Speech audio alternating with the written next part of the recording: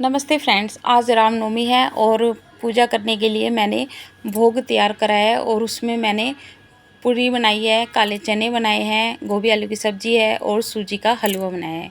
साथ ही साथ रायता भी बनाया है बूंदी का। लेकिन जो भोग लगता है वो सिर्फ हलवा और चने और पूड़ी का लगता है। लेकिन साथ में जब घर में भोजन खाते हैं तो साथ में उसके रायता या सब्ज़ी वगैरह चाहिए होती है। तो यहाँ पर मैंने सरसों का तेल है जो गरम कर लिया है, उसमें सिर्फ जीरा डाला है और उसमें बॉयल काले चने हैं वो डालेंगे। तो जो काले चने होते हैं उन्हें एक रात पहले ही भिगो दिया जाता है। पहले उन्हें अच्छे से धो लें और फिर नमक और थोड़ा सोडा डालकर उन्हें भिगो देते हैं और सुबह उठते ही उसे उबाल लिया जाता है। तो यहाँ पर मैं उबले हुए चने डाल रही हूँ। और एक विशेष बात है जो ध्यान रखने योग्य है कि जो इसमें चने के अंदर पानी होता है बचा हुआ, उन्हें फेंकना नहीं है उसे, और हम उस पानी को भी इन चनों के साथ ही डाल देंगे। क्योंकि जो वो चने का पानी होता है जितना वो पकता है तो उससे एक बढ़िया सी ग्रेवी बनकर रेडी होती है, जिससे हमारी जो काले चने हैं उनमें बहुत अच्छा सा टेस्ट आता है। अब थोड़ा नमक हमने रात को भिगोते समय डाला था, थोड़ा हम अब डालेंगे छोंकने के समय। अब यहाँ पर हमने लाल मिर्च डाली है, तो लाल मिर्च ये देखकर डालिएगा कि जो ये भोग है जो कन्याओं को भी लगना होता, कन्याओं को बांटा जाता है, तो उन्हें ज़्यादा तीखा ना लगे। तो इस तरह से हल्का नमक मिर्च डालकर और हम इसे थोड़ी देर पकने देंगे। हमें इसे इतना पकाना होता है कि जब तक जो इसके अंदर पानी है वो पूरा सूख जाए। इसके अंदर इस काले चने की सब्ज़ी में तभी टेस्ट आता है। तो बीच बीच में आप इसे चेक करते रहिएगा। अब एक साथ हमें कई काम करने होते हैं। तो अब यहाँ पर मैंने एक बर्तन में काले चने की जो कोमरी है, इन्हें कोमरी कहा जाता है, तो ये बनने के लिए तैयार रख दिया है। और उसी कुकर में मैं अब गोभी आलू की सब्ज़ी तैयार करूँगी। तो जो गोभी है वो मैंने रात को ही काट के रख दी थी और सुबह उठते ही इसे धो लिया अच्छे 2-3 पानी से, और फिर एक स्ट्रेनर में रख दिया ताकि जो इसका पानी है वो निकल जाए। और आलूओं को मैंने छील लिया है, आप अपनी मनपसंद शेप में उन्हें काट लीजिएगा। तो वो भी आलू भी मैंने धो के रख दिए हैं। जो हमारी गोभी है उसका भी पानी अच्छे से निकल गया है और गोभी हमारी ड्राई हो गई है। तो ऐसा करने से ये होगा कि हमारी जो गोभी आलू की सब्ज़ी है कुकर में भी बढ़िया मज़ेदार बनेगी। इधर मैंने टमाटर हरी मिर्च काट लिया है और साथ ही साथ उसमें थोड़ा सा अदरक कस के डाल दिया है। जैसे ही हमारा सरसों का तेल गर्म होता है गोभी आलू बनाने के लिए, उसके अंदर हमने हींग और जीरा डाला है। अब जैसे ही जीरा ब्राउन होगा तो हम ये गोभी डाल देंगे। और अगर आपकी गोभी में पानी होता है ना तो इसे भूनने में टाइम भी लगता है, और साथ ही साथ आपकी जो गोभी आलू की सब्ज़ी है वो एकदम हलवा हो जाएगी कुकर में अगर आप बनाते हो। तो जब कभी भी आपको कुकर में रेसिपी बनानी हो तो उसका सबसे पहला नियम कहो या टिप्स कहिए कि गोभी आलू में बिल्कुल पानी नहीं होना चाहिए। ऐसा करने के बाद ही हमारे कुकर में गोभी आलू की सब्ज़ी अच्छी बन सकती है। अब यहाँ पर गैस है जो हमारी तेज़ है, और साथ ही साथ मैंने इसमें नमक डाल दिया है। नमक इसलिए डाला है ताकि इससे हमारे जो गोभी आलू हैं वो क्रिस्पी हो जाएंगे और उसमें एक ब्राउन गोल्डन कलर आ जाएगा। तो इसे तेज़ आंच पर हमें थोड़ा खुले ही इसे भूनना है। अब इसके साथ साथ हम और भी चीज़ बीच बीच में करते रहेंगे। उधर हम जो गोभी आलू हैं वो अच्छे से फ्राई हो रहे हैं। फ्राई मतलब बिना कम तेल में फ्राई हो रहे हैं, उसे फ्राई होना ही बोलते हैं, लेकिन कम ऑयल में। अब यहाँ पर हम चने भी चेक कर रहे हैं कि अगर ऐसा ना हो कि ये जलने लग जाए। तो आपको दोनों तीनों जगह ध्यान देना होता है। जब भी घर में कोई पूजा होती है या कोई बड़ा कार्यक्रम होता है तो आप इसी तरीके से फटाफट खाना बना कर रेडी कर सकते हैं। अब यहाँ पर मैंने अपने टेस्ट के अकॉर्डिंग लाल मिर्च डाली है और थोड़ा धनिया पाउडर डाला है और अच्छे से भून लेंगे। और फिर इसके अंदर मैंने टमाटर हरी मिर्च और क्या कहते हैं जो अदरक होती है उसे छोटे घिया कस में कद्दूकस करके डाला है। अब इसे 2-4 मिनट और चलाएंगे हम, फिर बस एक सीटी लगा देंगे। और एक सीटी लगाने के बाद थोड़ी देर बाद आप उसकी जब स्टीम निकल जाए तो आप ढक्कन खोलकर फिर इसे चेक कर लीजिएगा। और ये ध्यान रखिएगा कि आलू है जो आप कोशिश कीजिएगा कि हरदुआनी मिल जाएं तो ज़्यादा बेटर होगा, क्योंकि कोई कोई आलू तो ऐसा होता है कि एकदम हलवा हो जाता है। तो जो हरदुआनी आलू होता है ना उसका टेस्ट भी अच्छा आता है और वो जल्दी से हलवा भी नहीं होता है।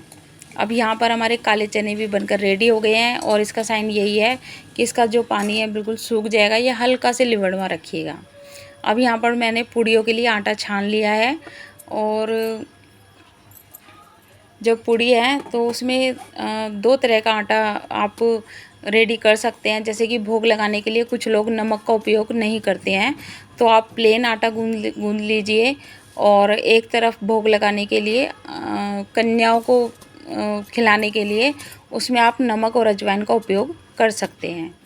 तो इस तरह से मैंने 2 तरह के आटे हैं जो बनाकर रेडी कर लिए हैं। और आप देख रहे होंगे मैं यहाँ पर सिर्फ एक हाथ से ही सारा आटा रेडी कर रही हूँ। तो ये एक हाथ से आटा गूंदने की कला ना मुझे मेरी मदर इन लॉ ने सिखाई है, क्योंकि एक हाथ से आटा गूंदना ना हर किसी के बस की बात नहीं है। और पहले जो मैंने आटा गूंदा था वो बिल्कुल बिना नमक का था, और यहाँ पर मैंने थोड़ा नमक और अजवाइन डाल लिया है। ट्रस्ट मी गाइस, जब भी आप नमक और अजवाइन डालकर पूड़ी का आटा गूंदोगे ना तो उसमें बहुत बढ़िया टेस्ट आएगा और खाने में स्वाद भी दुगना हो जाएगा। साथ ही साथ वो आपको डाइजेस्ट भी अच्छे से होगा। और अगर आप पूड़ियों में थोड़ा सॉफ्टपन चाहते हैं तो आप उसमें हल्का सा ऑयल डाल सकते हैं। पर ऑयल डालने से होता है क्या है कि जो पूड़ी है ना हमारी बहुत ऑयली बनती है और आजकल कम ऑयल खाना ही पसंद करते हैं, तो इसीलिए आप उसे स्किप कर सकते हैं और डालना चाहें तो आप डाल सकते हैं।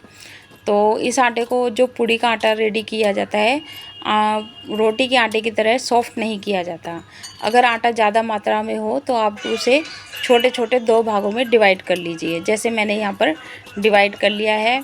और लास्ट में थोड़ा तेल लगाकर अच्छे से इस आटे को गूंथकर रेस्ट के लिए रख देंगे जब तक कि हमारे और काम होते हैं।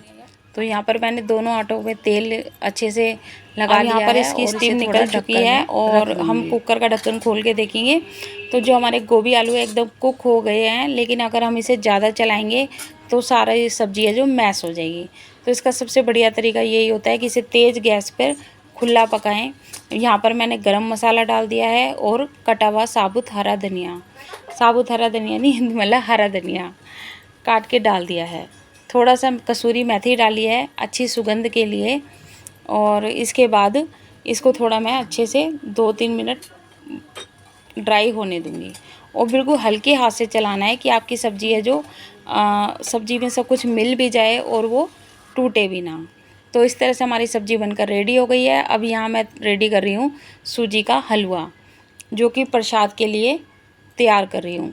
तो मोस्टली जो सूजी का हलवा बनाते हैं लोग जितनी सूजी लेते हैं उतना ही शक्कर लेते हैं और उतना ही घी लेते हैं, लेकिन हम लोग जब घरों में बनाते हैं तो इतना घी खाना हम पसंद भी नहीं करते हैं, तो इसे अपनी आवश्यकता अनुसार ही घी डालें।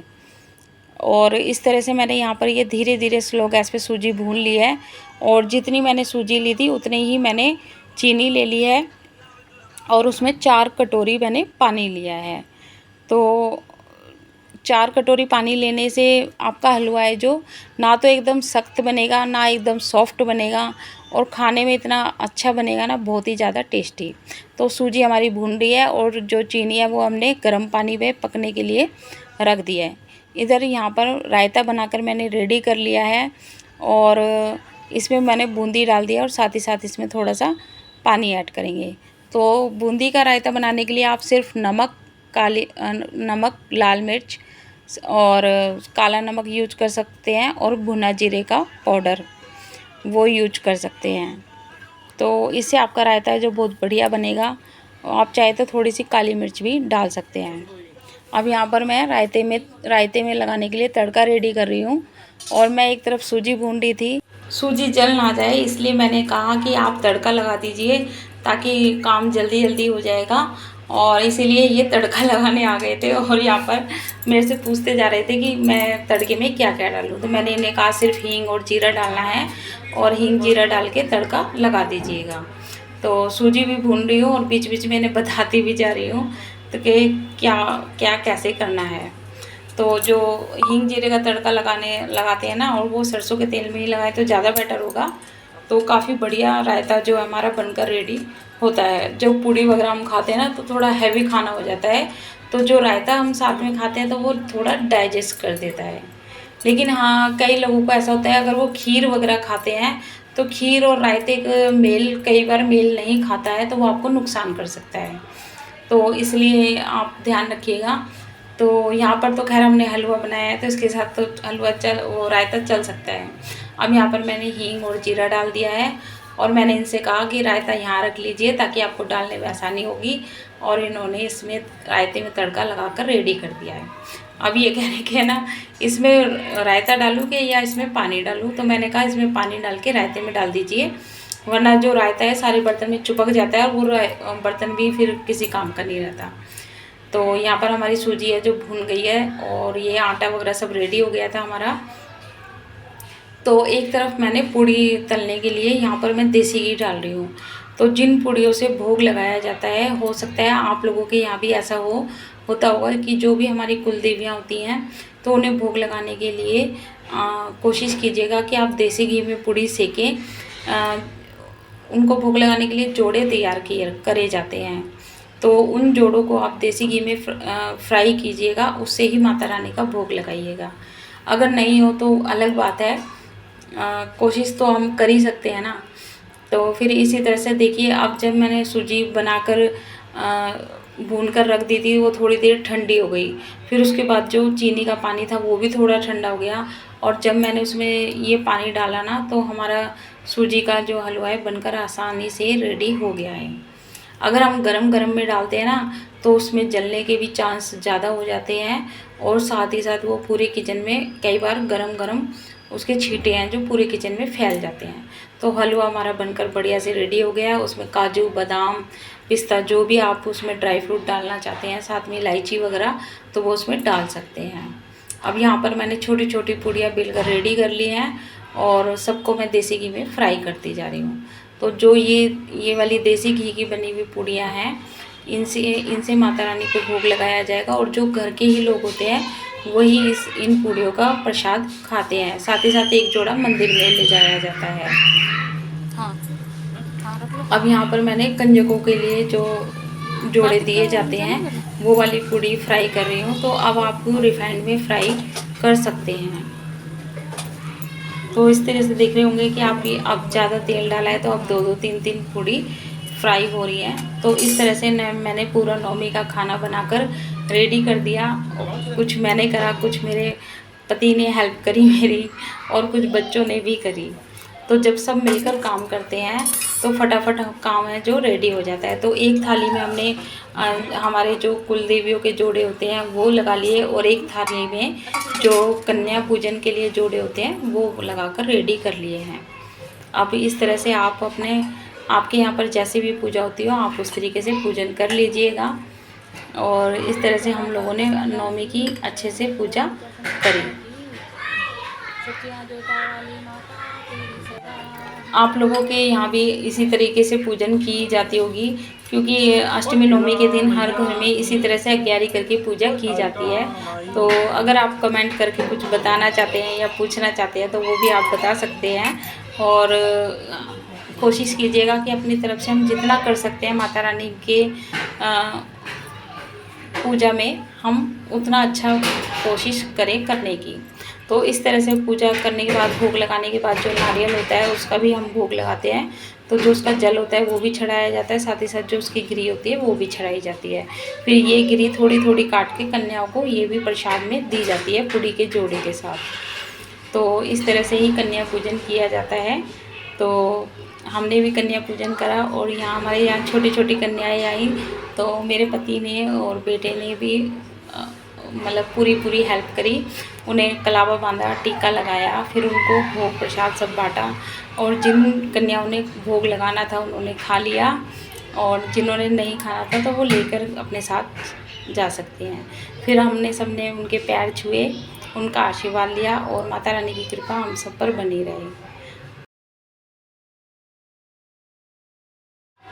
अगर आपको मेरी ये वीडियो पसंद आई हो तो मेरी वीडियो को लाइक कीजिएगा, शेयर कीजिएगा, एंड मेरे चैनल को सब्सक्राइब कीजिएगा।